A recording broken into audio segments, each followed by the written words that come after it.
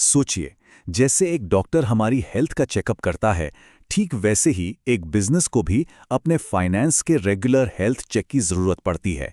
तो आज हम बात करेंगे ट्रायल बैलेंस की।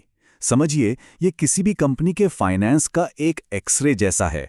ये सिर्फ नंबरों की एक लिस्ट नहीं, बल्कि ये जानने का तरीका है कि बिजनेस की फाइनेंशियल नसें ठीक से काम कर रही हैं या नहीं। चलिए इसे समझते हैं। ये सवाल ना हर बिजनेस के सामने आता है।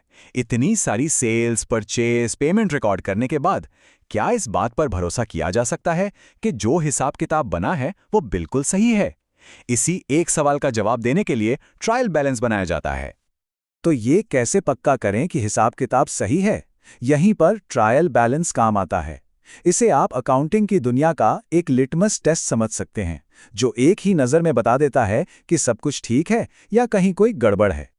देखिए, ये समझना बहुत जरूरी है कि हिसाब किताब में एक छोटी सी भी गलती आगे चलकर एक बड़े तूफान का कारण बन सकती है।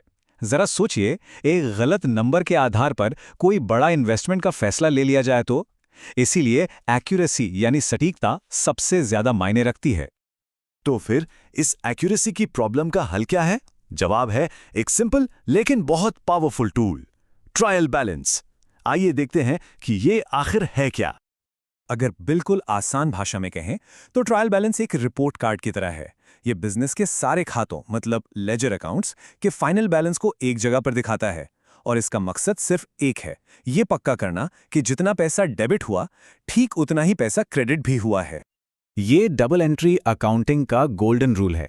हर ट्रांजैक्शन के दो असर होते हैं, एक डेबिट और एक क्रेडिट। ट्रायल बैलेंस इसी बेसिक रूल को चेक करता है।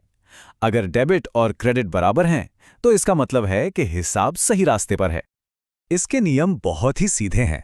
जैसा कि आप इस टेबल में देख सकते हैं, जिन खातों का डेबिट बैलेंस है वे डेबिट कॉलम में जाते हैं और जिनका क्रेडिट बैलेंस है वो क्रेडिट कॉलम में। और बस एक ही लक्ष्य है, दोनों कॉलम का टोटल बराबर होना चाहिए। अगर वे बराबर नहीं है तो ये एक रेड फ्लैग है कि कहीं कोई गलती हुई है। अच्छा, थियरी तो बहुत हो गई, अब इसे एक्शन में देखते हैं। हम ब्राइट ट्रेडर्स नाम की कंपनी का उदाहरण लेंगे और देखेंगे कि उनका ट्रायल बैलेंस आखिर तैयार कैसे होता है। देखिए, ट्रायल बैलेंस बनाना एक बहुत सीधी सादी 5 स्टेप्स की प्रोसेस है। पहले सारे अकाउंट्स लिस्ट करो, उनके डेबिट और क्रेडिट बैलेंस को अलग अलग करो, उन्हें सही कॉलम में डालो और फिर टोटल कर दो। और अगर टोटल मैच नहीं होता तो बस वहीं से जासूसी का काम शुरू हो जाता है। ये रहा ब्राइट ट्रेडर्स का ट्रायल बैलेंस। यहाँ जरा ध्यान दीजिए, कैश, फर्नीचर जैसे एसेट्स और परचेज, रेंट जैसे खर्चे, इन सब का डेबिट बैलेंस होता है। और दूसरी तरफ कैपिटल यानी पूंजी जैसी देनदारियां और सेल्स, कमीशन जैसी इनकम, इनका क्रेडिट बैलेंस होता है। और जब दोनों कॉलम्स का टोटल किया जाता है तो नतीजा क्या आता है? 1,52,000 रुपए। डेबिट और क्रेडिट दोनों बिल्कुल बराबर। ये जो परफेक्ट मैच है ना, ये इस बात का सबूत है कि गणित के हिसाब से ब्राइट ट्रेडर्स की किताबों में कोई गड़बड़ी नहीं है। समझिए, उन्हें फाइनेंशियल हेल्थ की एक क्लीन चिट मिल गई है। लेकिन असल दुनिया में हमेशा सब कुछ इतना आसान नहीं होता। तब क्या होता है जब डेबिट और क्रेडिट का टोटल मैच नहीं करता? चलिए अब इस पहेली को सुलझाते हैं। ये एक बहुत ही आम बात है और अकाउंटेंट्स को अक्सर इसका सामना करना पड़ता है। अगर टोटल में जरा सा भी फर्क है तो इसका सीधा सा मतलब है कि हिसाब में कहीं ना कहीं कोई चूक हुई है। जब ट्रायल बैलेंस मैच नहीं होता तो वजह अक्सर इन आम गलतियों में से एक होती है। जैसा कि आप स्लाइड पर देख सकते हैं, ये एरर ऑफ ओमिशन हो सकती है, मतलब कोई एंट्री करना ही भूल गए, या फिर एरर ऑफ कमीशन, जहां गलत रकम लिख दी गई। आइए कुछ उदाहरणों से इन्हें समझते हैं। यहां देखिए, ये एरर ऑफ कमीशन का एक क्लासिक उदाहरण है।